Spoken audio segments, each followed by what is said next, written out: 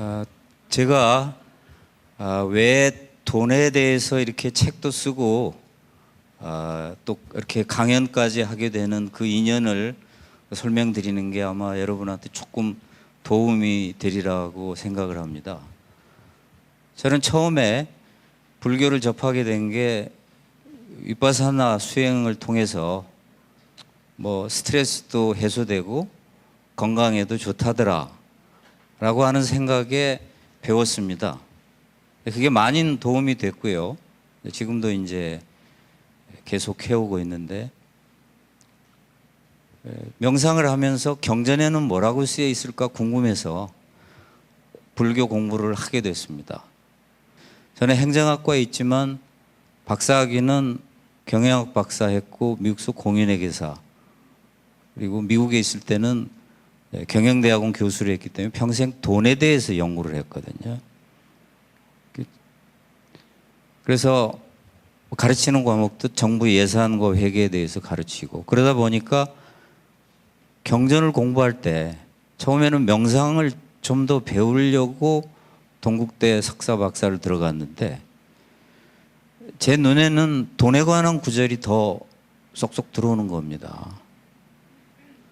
그러니까 같은 공부하던 분들이 저한테 농담을 한 적이 있었는데, 내 눈에는 그게 잘 안 보이는데 왜 이렇게 당신 눈에는 그렇게 잘 보이느냐고, 자기도 그 경전 읽었다고. 그래서 제 생각에 이게 내가 평생 돈에 대해서 공부를 해왔기 때문에 이 구절이 보이는구나. 그런데 이게 우리가 가장 큰 고통 중에 하나가 돈이라는 걸 알게 됐습니다. 부처님은 왜 출가하셨느냐 이 질문에 생로병사의 고통을 해결하기 위해서 출가하셨다 이렇게 말씀을 하셨는데, 그 생로병사의 마지막 사고, 죽음으로 인한 고통보다도 가난으로 인한 고통이 더 크다 이렇게 경전에 쓰여져 있거든요. 여러분도 다 겪으셨죠? 돈 때문에 얼마나 돈이 많아도 걱정이 있고 적으면 적은 대로 고통이 있습니다.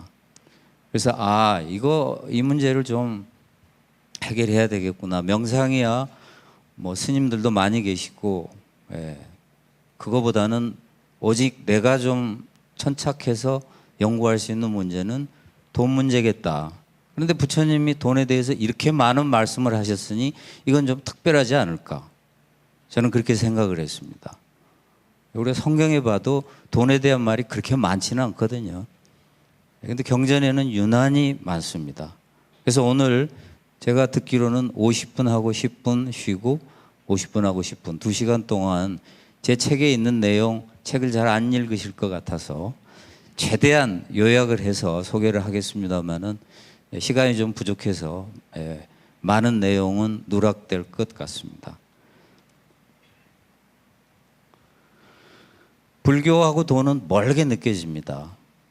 그리고 이거는 언급을 안 해야 되는 단어로 생각을 하기 쉽습니다. 근데 우리는 현실을 좀 있는 그대로 볼 필요가 있다. 유태인의 포로 수용소, 포로 수용소가 아니죠. 유태인 수용소지요. 유태인 수용소에서 가장 오래 살아남은 사람에 대한 연구가 매우 흥미롭습니다. 낙관적인 사람이 처음에는 오래 살았으리라고 생각을 했어요. 근데 그렇지 않았습니다. 낙관적인 사람들은 낙관했다가 현실이 기대에 어긋나면 금방 죽어갔어요. 비관적인 사람은 아예 처음부터 비관을 하니까 일찍 죽어갔습니다. 뜻밖에도 가장 오래 살았던 사람은 현실을 직시한 사람, 낙관하지도 않습니다. 미군이 그렇게 쉽게 우리를 구출해 줄 리가 없어. 그러나 또 비관적이지 않습니다. 그러나 언제까지 우리가 여기에 있을 것 같지는 않다. 언젠가는 올 수 있겠지, 미군이. 그때까지 건강하게 살아남으려고 현실을 제대로 본 사람이 가장 오래 살아남았습니다. 오늘날 우리 세상은 긍정, 낙관 이런 게 너무 넘쳐요. 근데 불교는 그게 아니거든요. 긍정도 부정도 아닌, 낙관도 비관도 아닌, 있는 그대로 보는 여실직연이 저는 제일 중요하다고 생각을 합니다. 암 환자를 조사한 베스트셀러가 있습니다. 긍정의 배신이라는 미국 책인데요. 우리는 암에 걸리면 긍정하는 게 좋다고 생각을 하지요. 그러나 그게 우리를 배신할 수도 있다. 돈에 관해서도 마찬가지입니다. 있는 그대로 직시할 필요가 있는데 우리는 조금 돈에 관해서는 자신의 색깔을 드러내지요. 너무 사랑하거나 너무 미워하거나. 부처님이 돈을 많이 벌라고 하셨다면 어떤 사람 화를 내요. 돈 때문에 너무 고통스러웠는데 불교 너마저 뭐 또 돈 어쩌고 저쩌고 뭔가 화날 만도 합니다. 그러나 이것은 불교를 잘못 이해하고 있기 때문이다. 우리 아까 반야심경에 보면 불구부정, 부정불감, 불구부정, 더러운 것도 깨끗한 것도 없으며 그렇게 했지 않습니까? 돈이 왜 더럽습니까? 그렇다고 깨끗한 것도 아니지요. 근데 왜 여기다가 화를 냅니까?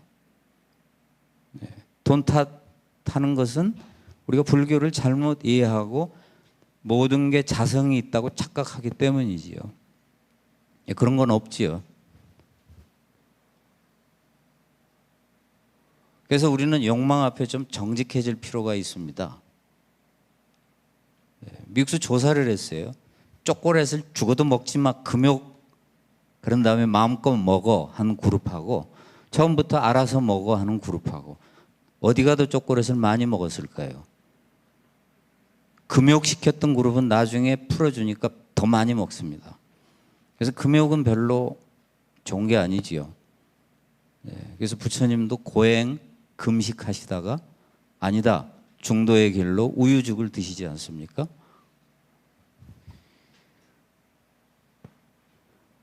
각 세대한테 대한민국에서 조사한 겁니다. 가장 후회되는 일.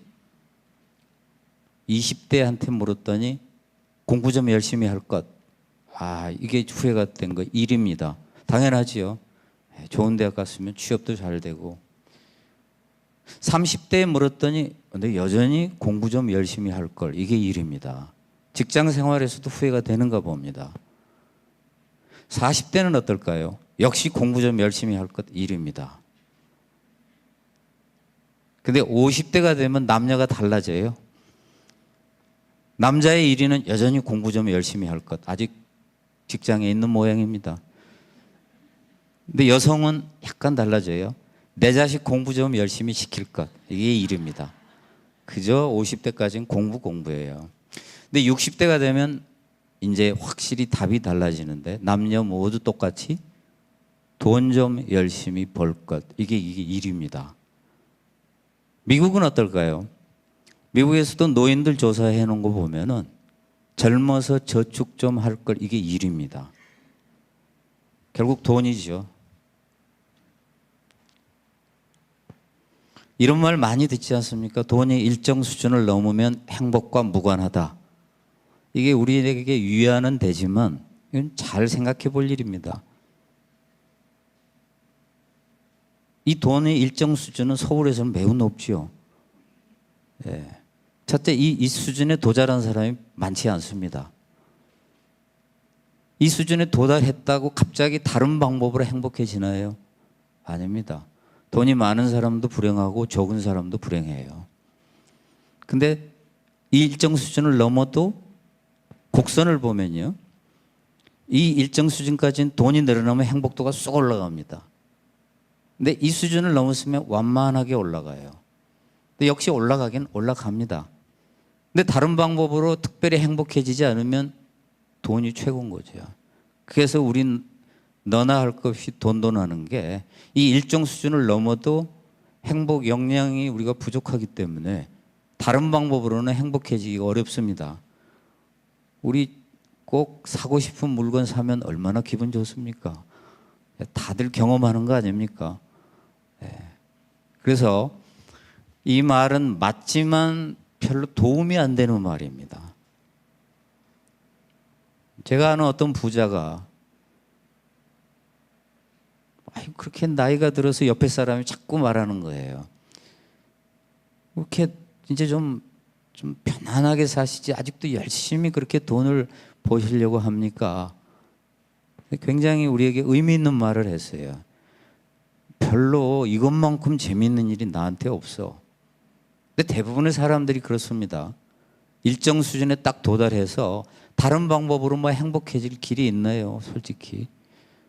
그러면 돈은 그래도 늘어나면 아주 좋습니다. 찰나적이지만 우리에게 일시적인 기쁨을 주지만 제법 도움이 됩니다.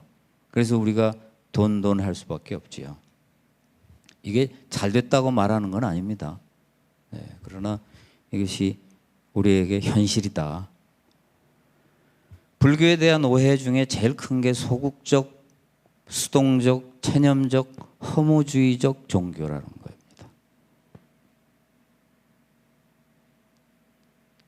이게 굉장히 만연돼 있어요.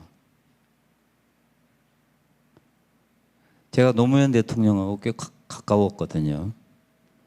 네, 여러 가지 이제 좀 사연도 있고 그런데 대통령께서 제가 이 불교 공부를 한다는 것에 대해서 약간 못마땅해 하신 점이 딱 한 가지 있어요. 근데 뜻밖에도 여러분도 아시겠지만 노무현 대통령은 사실 카톨릭을 좀 믿긴 하셨지만 제가 볼 때는 불교하고 제일 가깝게 지내셨거든요. 부모님 위패도 절에 모셨고, 그리고 돌아가시 전에도 절에 들렸고, 불교에 대해서 호의적이면서도 딱 한 가지 걱정하는 게 노무현 대통령은 세상을 바꾸고 싶은 거예요. 적극적으로. 그분은 그게 가슴 속에 깊숙이 박혀 있습니다. 그런데 제가 불교 혹시 그거 하느라고 너무 약해지고 수동적이고 허무주의적으로 되지 않을까 굉장히 못마땅해 하시면서 걱정을 하더니 책을 저한테 딱 한 권 주시는 거예요. 이제 퇴임 후에 제가 봉화마을에 찾아가 뵀었는데 폴 크루그만의 책 변화를 말하다. 세상을 바꾸라는 거죠. 자필 사인을 딱 해주시더라고요. 그걸 들고 이제 KTX 타고 서울로 올라오면서 이제 읽었습니다. 역시 세상을 어떻게 바꿔야 되는 건데 불교에 대한 우리의 관념은 다들 체념, 수동, 허무주의적 이렇게 되어 있습니다. 그러니 돈에 관해서도 가급적 벌지 말고 적게 쓰고 가까이 하지 말고 이게 지금 대한민국뿐만이 아니고 전 세계 많은 사람들이 불교에 대한 생각입니다. 이건 잘못됐다. 불교는 뜻밖에도 개혁적인 종교였고요. 부자들이 매우 좋아했던 종교였습니다. 경전에 보면 장자라는 표현이 자주 나오는데 전부 부자거든요. 불교 최초의 사원도 어떤 부자가 기증한 땅에 왕이 지어준 겁니다. 불교는 머컨타일 부디즘이다 이런 표현을 씁니다. 상업불교다. 이게 무슨 뜻인가 하면 부자들이 절에 돈을 많이 내요. 그리고 부자들이 무역을 하러 곳곳에 돌아다니는데 장사도 하지만 불교를 전파합니다. 그리고 부자들이 무역으로 여러 곳을 돌아다닐 때 스님들이 같이 갑니다. 그래서 낮에는 이제 스님들이 이 상인들의 도움으로 이동을 하고 밤이 되면은 스님들이 설법을 했다고 그래요. 상인들한테. 그러면서 불교는 전파돼 갑니다. 상인들의 강력한 비호와 지원하에. 그래서 오죽하면 상업불교라는 표현을 쓸 정도입니다. 우리가 생각하고 있는 불교와는 아주 다릅니다. 그리고 불교는 당시에 제도권 종교하고는 다른 매우 혁신적인 종교였습니다. 그래서 어떤 분은 그 운동권 종교였네 이런 말을 하기도 해요. 그 정도로 진보적이고 혁신적인 종교. 계급제를 무시하고 사성제를 무시하지요. 그리고 여성의 출가를 허용하고 모든 게 매우 파격적이어서 그냥 진보적이라는 표현으로는 부족합니다. 혁명적이라고 말할 수 있을 만큼.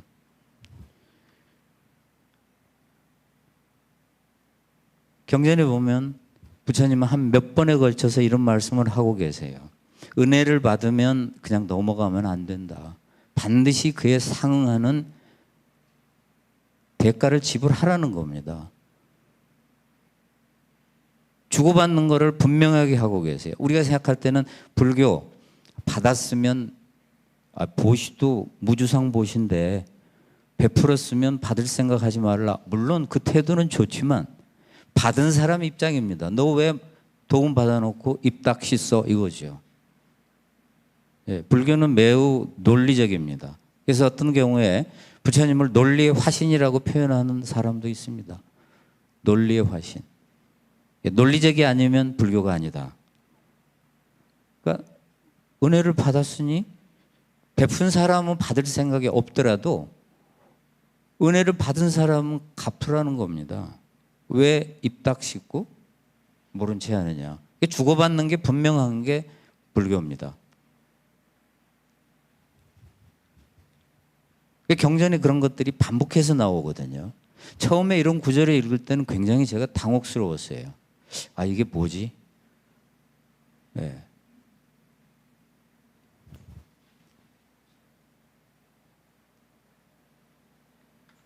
근데 경전에 보면 나쁜 놈도 돈을 번다 이렇게 돼 있거든요. 이것도 저는 좋아하는 구절입니다. 왜? 왜냐면요. 부처님이 착한 짓 하면 돈 벌고 나쁜 짓 하면 가난해진다 했으면 좋은 말씀이시긴 한데 현실하고는 안 맞네. 그 다음에는 흥미가 없어지잖아요. 저 같은 전문가가 그럼 경전 연구할 필요가 없겠지요. 근데 현실을 직시하는 말씀이 있다라는 거는 이거는 굉장히 우리에게는 의미 있는 겁니다. 그렇다고 나쁜 짓 해서 돈 벌라 이건 아닙니다. 불교는 반드시 착한 일에서 돈을 벌어야 하지만 나쁜 놈도 돈을 번다는 거죠. 현실은 그렇다.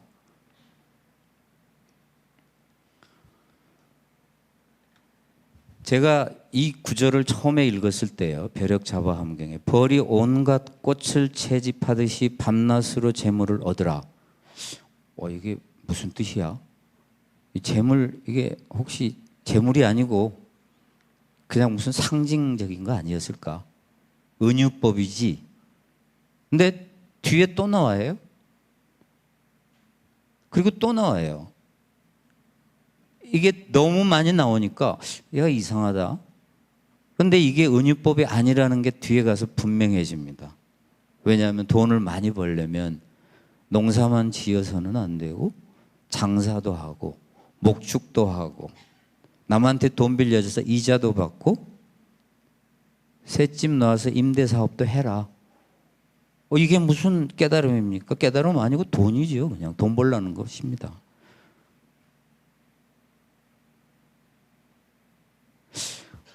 그래서 처음에는 이 구절을 들었을 때는 어쩌다 지나가신 말씀으로 한 말씀 하신 것, 근데 그게 아니구나. 이렇게 해서 반복해서 나올 때는 이게 아니구나. 이제 뒤에 가서 분명해졌습니다.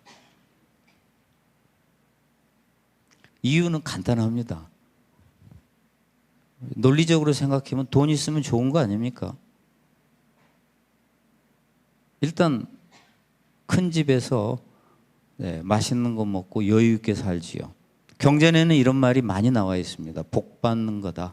돈이 많으면. 그런데 이제 거기 보면 돈이 많으면 옆에 사람도 돕는다. 그렇죠? 네. 그리고 보시도 많이 할 수 있지 않습니까? 그게 얼마나 좋은 겁니까? 너무나 당연한 건데 우리는 돈이 많으면 뭔가 미안하고 잘못 저지르는 것 같고 불교하고는 거리가 멀어서 좀 뭔가 위축되는 그런 느낌을 갖는데 그것은 불교를 잘못 이해하고 있는 것입니다. 부처님은 너무 간단하게 생각하신 거죠. 논리적이죠. 돈 많으면 좋은 거 아니냐. 잘 쓸 수 있으니까. 이걸 현실을 직시하는 것을 우리는 잊지 말아야 된다고 생각을 합니다. 자이나교의 5개가 있거든요. 불교의 5개하고 딱 하나만 빼고는 똑같습니다. 근데 처음에는 불교가 4개였다고 그래요. 저도 그거는 조금 조사해 봐야 될 것 같은데 일단 5개가 똑같은데 하나가 다릅니다. 자이나교는 무소유가 들어있는데 불교는 무소유 대신에 술 마시지 말라가 들어있습니다. 근데 우리가 알고 있기에 불교는 무소유의 종교인데, 그렇죠? 네, 이제 이 문제가 또 우리가 고민해 봐야 될 사항입니다. 무소유는 여전히 중요합니다, 불교에서. 그러나 불교는 무소유의 종교라고 하기에는 조금 다르지요. 다른 측면이 있습니다. 이제 저도 법정 스님의 무소유라는 책을 이제 읽어봤어요. 그게 얇은 책인데 읽어보고 참 이게 나름 의미가 있네. 그래서 참 웃긴다고 생각을 했습니다. 현대인 무소유 근처도 못 갈 사람들이 뭐 이런 걸로 베스트셀러가 되나. 근데 이제 법정 스님이 돌아가시고 책 절판하라 하니까 난리가 났었죠. 갑자기 그 책 사보려고. 서점이 동이 났습니다. 친구가 전화를 해가지고 그거 너 불교지? 딱 그러는 거예요. 그래서 너 그러면은 저 무소유 책 있지? 그러는 겁니다. 아니 나 그 도서관에서 빌려서 읽었는데 그걸 자기가 구하려고 하는데 서점에 한 권도 없다는 거예요. 내가 빌려줄게. 도서관에서 빌려줄게. 자긴 그거 싫고 소장을 하고 싶다는 겁니다. 그것도 2권씩이나. 왜 또 2권이야? 그랬더니 우리 사돈 어른이 계시는데 사돈한테도 한 권 드리고 자기도 한 권 갖겠다고.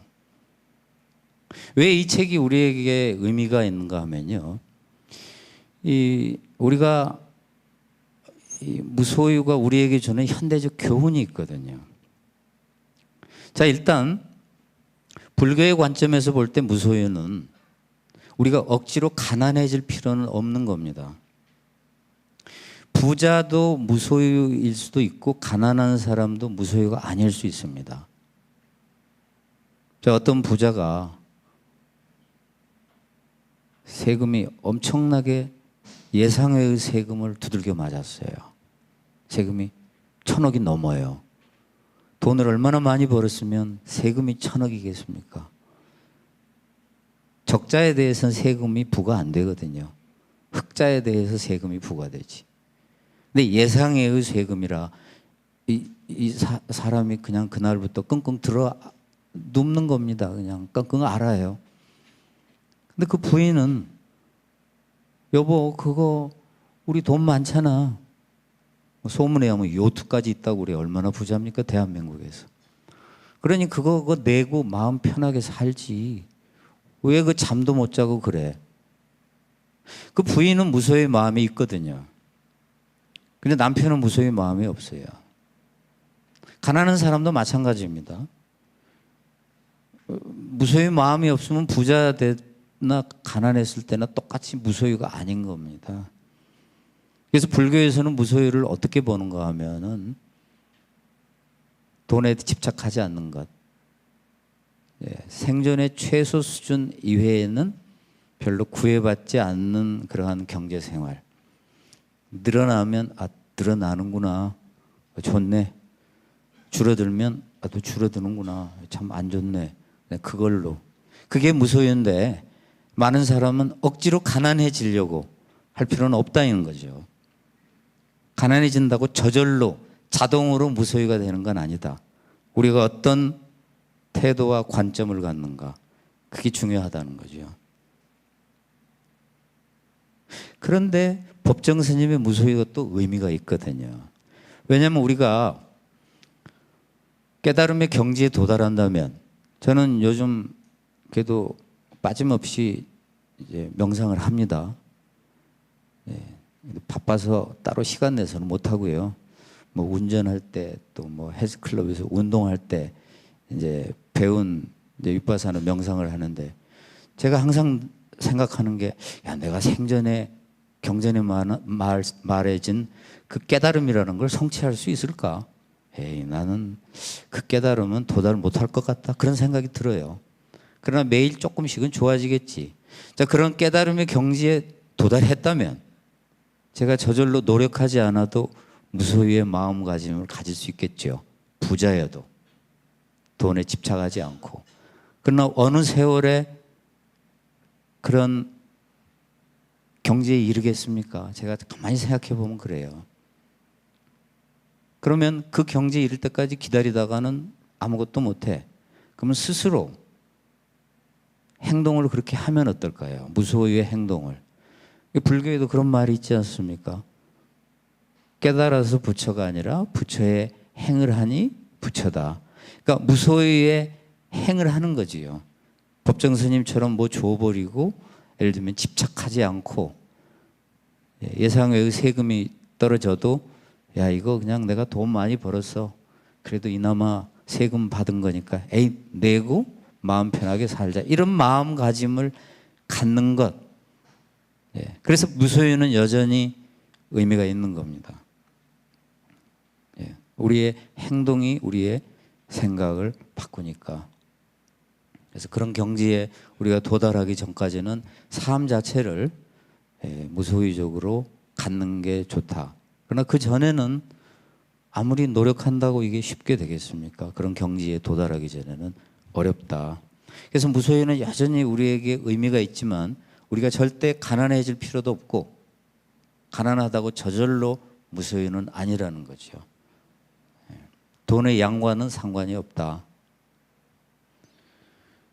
경전에는 부자가 되려면 여기에 대해서 말씀이 많아요. 근데 시중에 나와 있는 부자에 관한 책들이 있습니다. 세계적인 베스트셀러가 된 나폴레온 힐의 신념의 마력이라는 책이 있어요. 제가 그 책을 젊은 시절에 읽고 야, 뭐 어떻게 해서 이런 책이 베스트셀러가 되나.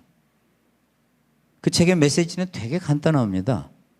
신념을 가지면 부자가 된다예요. 근데 그건 매우 비불교적인 겁니다. 왜냐하면 부처님은 뭐라고 말씀을 하셨냐면 인과 연이 수많은 인과 수많은 연이 만나야만 결과가 이루어진다 했습니다. 그러니까 부자가 되는 것도 수많은 인과 수많은 연이 만나야 되는 거죠. 우리 흔히 불자들은 뭐 하다가 잘 안 되면 에이 뭐 하다 잘 돼도 에이 인연이야 그러지요. 그 인과 연이다. 그러면은 부자가 될 수 있는 수많은 그 요인이지요. 원인. 그럼 연은 뭘까요? 연은 수많은 연이 필요한데 조건, 환경, 상황 이런 걸 이제 주로 연이라고 합니다. 그래서 이 수많은 인과 연이 만나서 부자가 되는 거지 신념만 가지라고요? 조금 이상한 말이에요.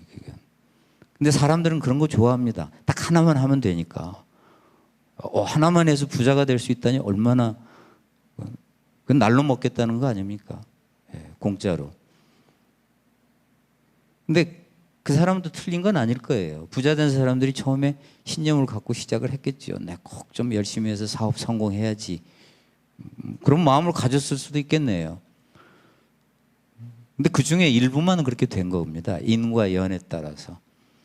근데 그걸 그냥 그거 하나만 딱 부각시키면 안 되지요. 근데 굉장히 많은 인과 연이 있는데 부처님은 한 몇 가지를 설하고 계십니다. 근데 그건 또 너무 또 빤해서 여러분은 에이 그거 뭐 이렇게 말하실 수도 있어요. 나도 다 아는 것. 근데 실천하기는 어려울걸요. 알아도.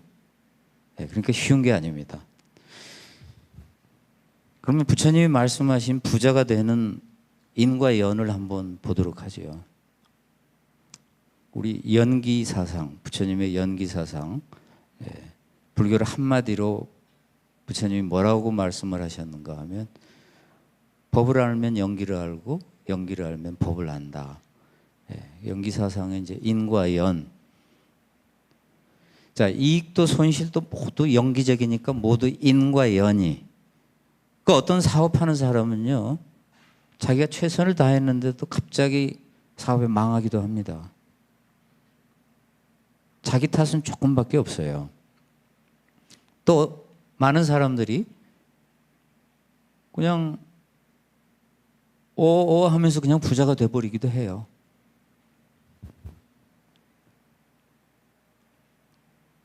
부처님이 말씀하신 돈 버는 비결을 한 번씩 보겠습니다. 첫 번째는 능력인데요. 정말 기술, 교육 이걸 너무나 많이 강조하고 계십니다. 부처님이. 깜짝 놀랄 정도로. 마땅히 먼저 기회를 익히라. 그래야만 재물을 얻으리. 근데 그때 부자가 된 사람들은 뜻밖에도 인도의 4계급 중에서 브라만도 아닌, 브라만이 제1계급입니다. 제 두 번째 계급은 크샤트리아, 세 번째 계급이 바이사, 네 번째가 수드라. 근데 첫 번째 계급도 아니고 두 번째 계급도 아닌 세 번째 계급, 평민 계급, 바이사 계급이 부자가 됐어요. 거의 대부분이 바이사 계급이었답니다. 이 바이사 계급들은 당시 농경사회에서 새롭게 상업, 공업이 등장하거든요. 특히 수공업이 많이 발달했는데 그 상공업에 대거 진출합니다. 기술을 가지고. 이 사람들이 부자가 되니까 브라만들이 딱 보니까 자기네들은 귀족인데 좀 체면이 깎이는 일이죠. 그런 기술 배우고 한다는 게. 그러나 돈은 많이 벌거든. 그러니까 염치불고하고 바이사처럼 그런 일에 뛰어들어서 돈을 번 사람도 있었다고 그래요. 그렇지만 압도적으로는 기술을 가진 바이사들이 부자가 됩니다. 그래서 그런지 부처님은 유난히 기술을 되게 강조하십니다. 구절이 많습니다.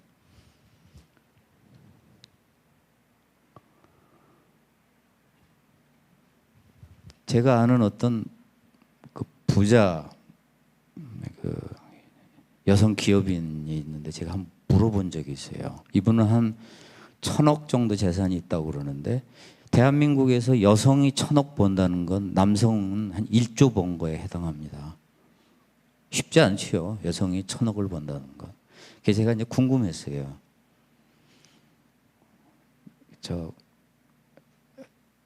사장님은 어떻게 해서 돈을 그렇게 많이 버셨습니까? 안 가르쳐 줄 줄 알았더니 가르쳐 주더라고요. 자기는 잘 사고 잘 팔았다는 겁니다. 맞는 말이긴 한데 그 말은 별로 또 도움이 안 되지요.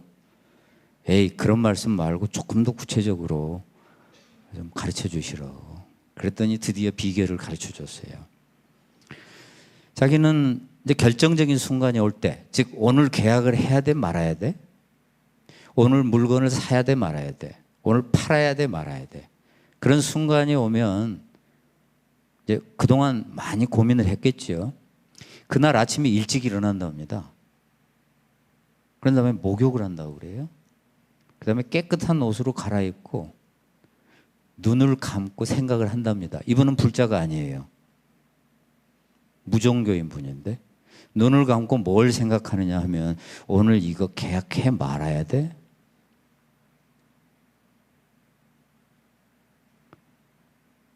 그러면은 이제 처음에는 계약에 성공했을 때 온갖 장밋빛 전망이 쫙 떠오른다는 거예요.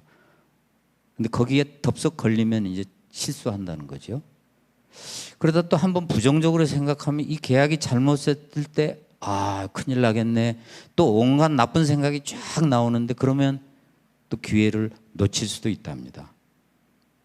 그 두 생각을 왔다 갔다 하면서 자기가 치우치지 않게 굉장히 노력을 해서 결정을 한답니다. 해야지 말아야지 하고. 저는 그게 꼭 우리 그 법당에 와서 기도하는 거나 똑같이 느껴졌어요. 명상하는 거나 똑같이 느껴졌습니다.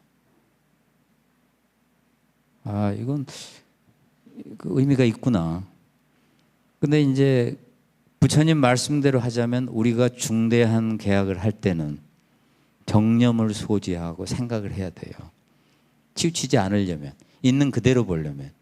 막 낙관하면 큰일 나지요. 비관하면은 또 기회를 놓칩니다. 그러니 낙관도 비관도 하지 않고 여실직연, 우리 불교의 말대로 있는 그대로 보기 위해서는 뭔가 필요하지요. 그래서 기도를 한다거나 명상을 한다거나. 그게 이제 서양 학자들이 조사를 했습니다. 이러한 명상이 의사결정에 도움이 되는가, 과학적으로 도움이 된다, 이게 밝혀졌지요. 그래서 능력 중에서 매우 중요한 능력은 결정을 잘하는 능력입니다. 그리고 우리는 불자들은 결정을 잘하기 위한 어떤 그런 방법을 알고 있죠. 하다못해 안 되면 연불선이라도 하면 되지 않습니까? 명상이 어려우면. 중요한 것은 치우치지 않고 여실직연의 마음을 갖는 그러한 게 굉장히 중요하다. 재밌는 게 명상을 하면 창의성이 생긴답니다. 근데 우리 명상하면 꼭 어려운 이 화두선, 윗바사는 화두선보다 쉽다고 하지만 그래도 여전히 어렵거든요. 그런 것만 생각하는데 그게 안 되면 기도를 명상으로 써도 되고요. 하다못해 연불선 해도 되고요. 경전에 보면 바보 있지 않습니까? 주립판타카. 바보지요. 엄청 바보에 부처님이 빗자루로 마당을 쓸어라. 그걸로 수행해서 깨달음을 얻지 않습니까? 안 되면 연불선이라도 하면 되지요. 중요한 것은 우리가 이 중요한 능력을 갖는 방법이 있다. 불교에는 있다.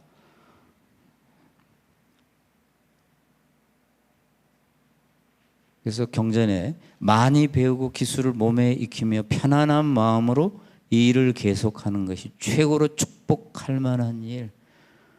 불교의 이상생활, 불자의 이상생활은 요겁니다.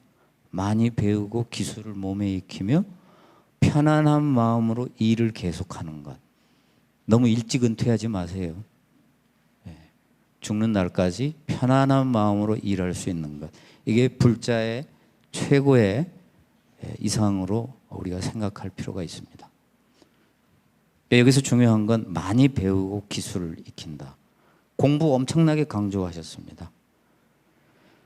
그래서 보행 왕정론에 보면 국가의 학당을 세워 선생을 고용하고 학사를 공양해야 하며 토대가 되는 업을 영원히 흥건하면 그대의 행은 오랫동안 지혜로울 것입니다.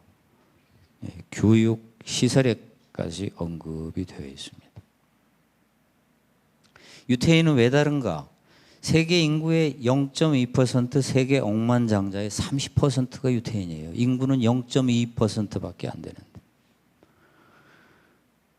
우리가 아는 빌 게이츠, 록펠러, 마크 저거버그, 마크 저거버그는 페이스북 창업자고, 레리 페이지 구글의 창업자입니다. 다 유태인들입니다.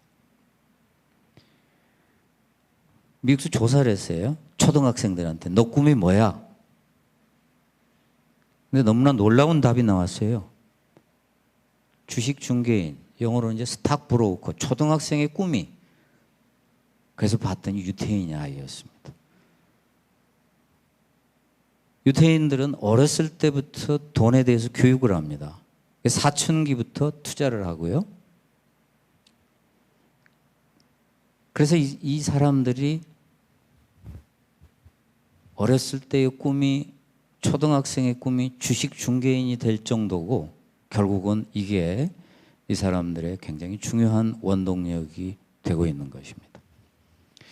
우리 10분 쉬고 다시 하겠습니다.